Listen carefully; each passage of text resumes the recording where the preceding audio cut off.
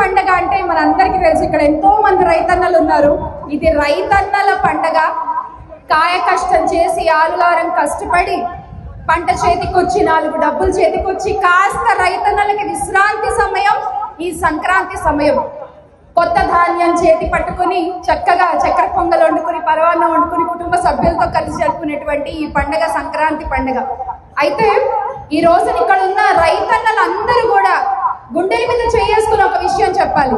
నిజంగా ఈ సంక్రాంతికి మీరు సంతోషంగా ఉన్నారా అన్న? నిజంగా సంతోషంగా ఉన్నారా మీరు?